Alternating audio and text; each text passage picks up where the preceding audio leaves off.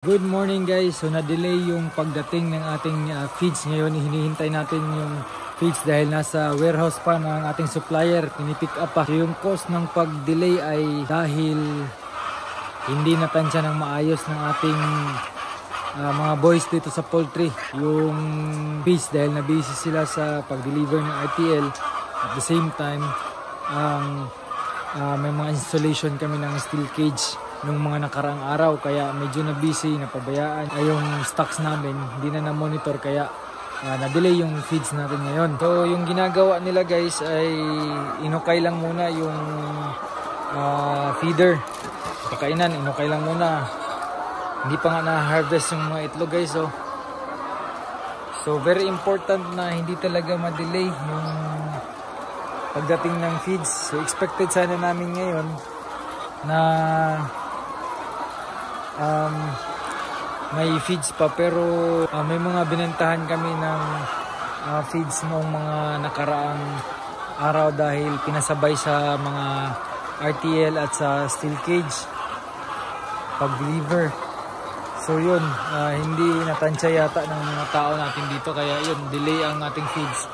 So hindi pa nakaka-harvest, so sana dumating na yung ating truck kasi medyo gutom na din yung ating mga manok.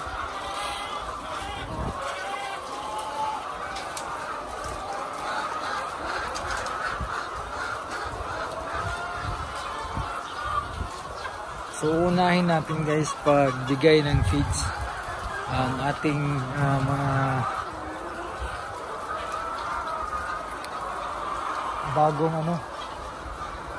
bagong mga manok.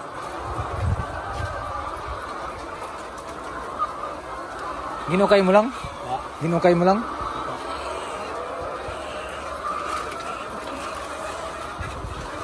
Okay lang.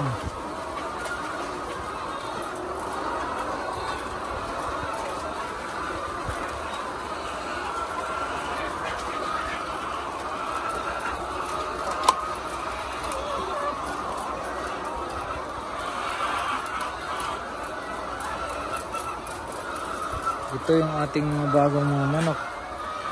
So dapat mauna to pag bigay ng feeds. So yan, nagsisimula na mag-harvest yung tao natin dito.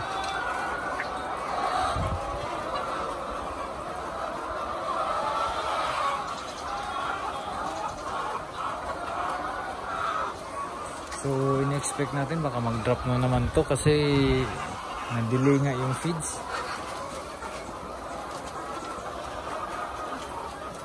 Kailangan by 9:30 in the morning mabigyan na sila ng pagkain. So anong oras na ngayon? Mag 10:30 na, wala pa rin feeds. So guys, supposed to be yung feeding time natin ay nasa 9:30 to 10 in the morning. Dahil after ng pagbigay ng second feeding na kasi yun, yung first feeding ay nasa 5 to 6 in the morning. After ng second feeding ay mag-harvest na ng itlog. So wala pa talaga yung truck namin dito, dapat nandito na yun kanina pa dahil 6 AM pinapuntahan natin ng city, tapos siguro dumating ng city mga 7:30, pero 8 siguro nag-open yung warehouse para makabalik sila kaagad dito. Siguro mga 8:30 to 9:30 ay nag-start na yon pabalik. So inihintay lang talaga natin guys na makabalik yung truck natin kasi malayo-layo din yung city sa amin, around 56 kilometers. So wala namang traffic pero malayo lang talaga, kaya siguro more than 1 hour yung biyahe natin. So di ko alam kung may mga nagloading pa doon or may mga nakapilang truck sa warehouse, so baka hindi tayo nauna pag-load. Sana ay makabalik na talaga kasi in-expect natin na baka mag-drop yung production. Yun guys, so medyo madami na yung empty na mga feeder. Marami na yung empty ng pakainan. Kailangan lang talaga ng feeds. Yan. Ayan o. Empty na.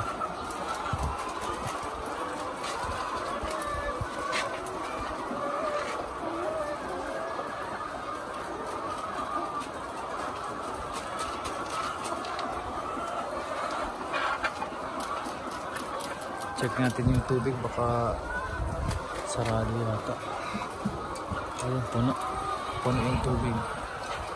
Puno yung tubig. Tinawagan natin ang ating supplier at ang sabi ay pabalik na daw yung ating truck. Very important na mamonitor talaga natin. So sana nga ay umabot siya before ng 11 in the morning para mabigyan natin kaagad yung ating mga manok ng pagkain. So yung uunahin natin ay yung mga bagong mga manok pagbigay ng pagkain. And then ipapahuli natin yung mga forekaling na nating mga alaga para hindi ma-stress masyado yung ating mga manok. So dito guys, simot na talaga oh. Wala na ang pagkain. Yan. Wala nang pagkain.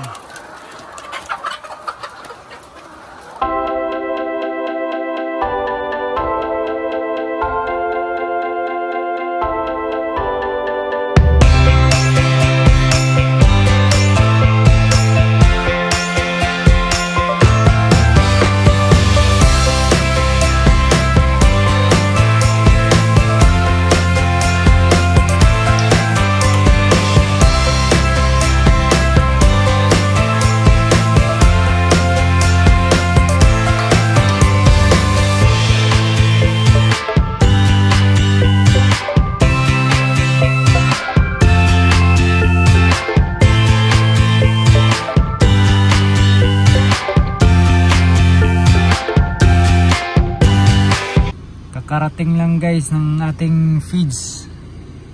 Yung problema natin dito ngayon ay sobrang ulan.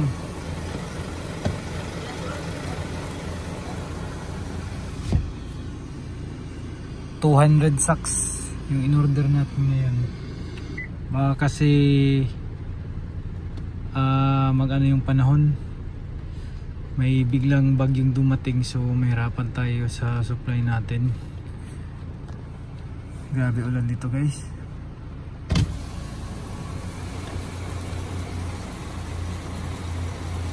Buti na lang dumating na, makapag-start ng pag-feeding.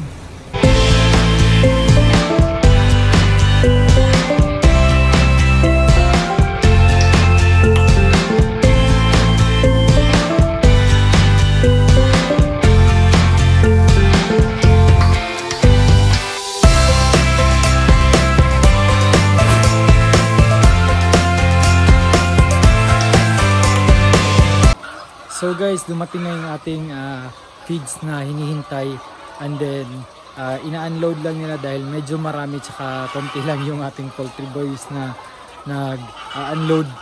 After ng pag-unload ay diretso kaagad dyan sila mag-feeding. So as you can see guys, wala nang laman yung mga kainan. Yan, wala na talagang laman yung mga kainan.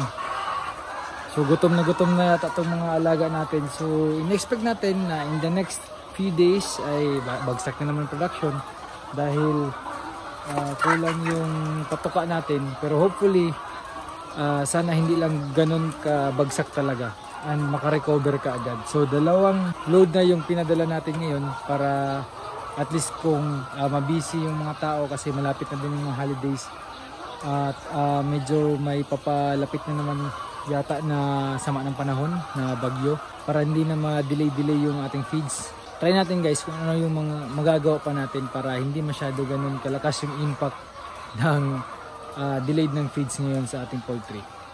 So maraming salamat guys sa panonood ng video ito at happy poultry farming. Bye!